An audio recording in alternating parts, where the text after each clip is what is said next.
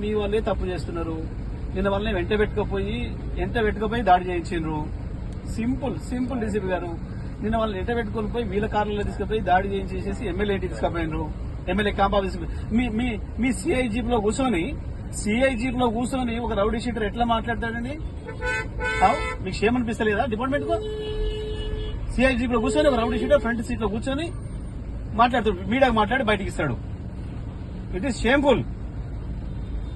ఎట్లా మరి front seat లో కూర్చోబెట్టుకుని వాళ్ళ అంత రాజమర్యాదతో తీసుకుపోయి ఏడు కూర్చోబెట్టారు. రాత్రి సీఎం ఎమ్మెల్యే క్యాంప్ ఆఫీస్ తీసుకుపోయి కూర్చోబెట్టినారు.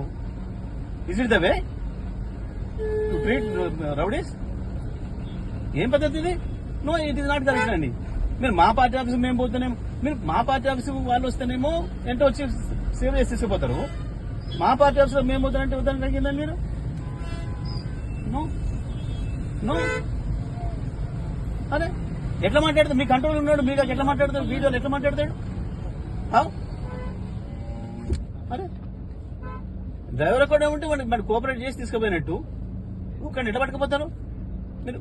కేటీఆర్ గారు రోడ్డు మీద ఆడ బయటికి రాగానే సిబిఐ ఆఫీస్ ముందట మీడియా వాళ్ళు వస్తే మాట్లాడితేనేమో కేసు, మీరు రౌడీ షీటర్లోనేమో మీ కార్లో కూర్చోబెట్టుకొని మాట్లాడియండి మంచి సెల్ఫీలు వీడియోలు.